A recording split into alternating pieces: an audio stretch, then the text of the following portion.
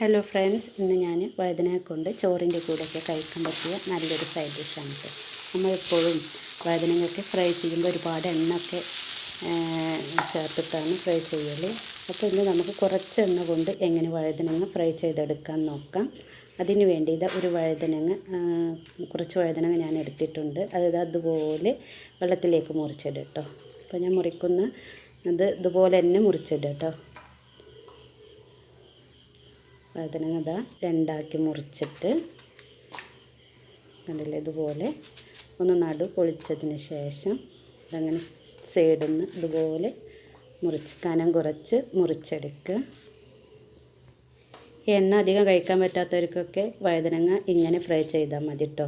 വഴുതനങ്ങ കുറച്ച് 2 table spoon എണ്ണ കൊണ്ടാണ് ഞാൻ ഇന്ന് വഴുതനങ്ങ ഫ്രൈ ആക്കുന്നത്. അപ്പോൾ എൻ്റെ വീഡിയോ നിങ്ങൾ സ്കിപ്പ് ചെയ്യാതെ മുഴുവനായും കാണുക. ഇതുപോലെ വെള്ളത്തിലേക്ക് ഇട്ടിട്ട് നല്ലൊന്ന് കഴുകിയെടുക്കുക കേട്ടോ. എന്നിട്ട് ഇതുപോലെ ഒരു പാത്രത്തിലേക്ക് മാറ്റുന്നുണ്ട്.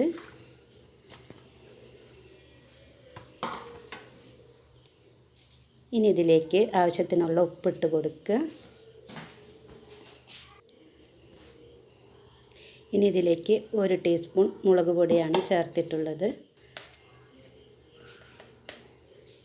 ഇനി ഇതിലേക്ക് 1/2 ടീസ്പൂൺ മഞ്ഞൾപ്പൊടിയും ചേർത്തിട്ടുണ്ട്. എന്നിട്ട് ഇതൊന്ന് മിക്സാക്കി എടുക്കുക കേട്ടോ.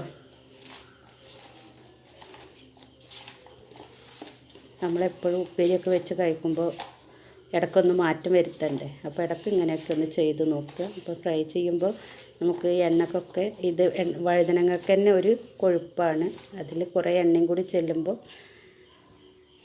അത്ര നല്ലതല്ലല്ലോ, എണ്ണ കൂടുതൽ ചെല്ലുന്നത്. അപ്പോൾ ഇങ്ങനെയൊക്കെ ഇടയ്ക്ക് ഇങ്ങനെയൊക്കെ ഒന്ന് ഉണ്ടാക്കി നോക്കുക. ഒരു ചട്ടിയിലേക്ക് ഒരു പാനിലേക്ക് ഇടാം. ഞാൻ കുറച്ച് എണ്ണ ഒഴിച്ച് കൊടുത്തു, 2 ടേബിൾ സ്പൂൺ എണ്ണ ഒഴിച്ച് കൊടുത്തിട്ടുണ്ട് കേട്ടോ. എന്നിട്ടത് മുഴുവനായും ഇതുപോലെ ഇട്ട് കൊടുക്കുക. എന്നിട്ടൊരു കുറച്ച് നേരം നമ്മളിതൊന്നും ഇങ്ങനെ കൈവിടാതെ ഇളക്കിക്കൊണ്ടിരിക്കുക കേട്ടോ.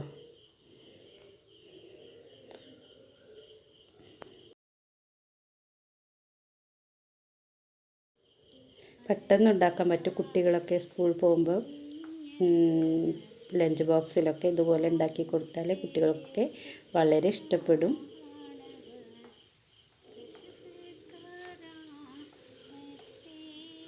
അതുപോലെ ഇളക്കി കൊടുത്തിട്ട് നല്ലൊന്ന് വാടി വന്നതിന് ശേഷം ചെറുതായി ഒന്നിങ്ങനെ കളറൊക്കെ ഒന്ന് ചേഞ്ചായി വരില്ലേ, ആ സമയത്ത് നമുക്കിതൊന്ന് മൂടി വെക്കണം. മൂടി വെച്ചിട്ട് ഒന്ന് വേവിച്ചെടുക്കണം കേട്ടോ.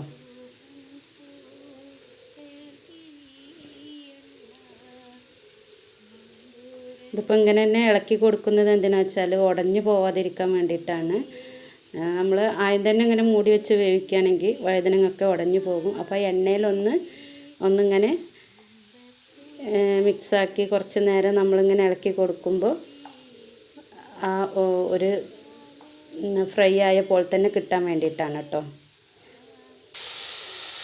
ഇതൊന്ന് മൂടി വെച്ചിട്ട് മീഡിയം ടു ലോ ഫ്ലെയിമിൽ വെച്ചിട്ട് ഒന്ന് വേവിച്ചെടുക്കുക. ഇപ്പോൾ കണ്ടില്ലേ, ഇതുപോലെ ആയി കിട്ടിയിട്ടുണ്ട്. ഇനി വീണ്ടും നമ്മൾ ഇങ്ങനെ ഇളക്കി കൊടുത്തും കൊണ്ടിരിക്കുക.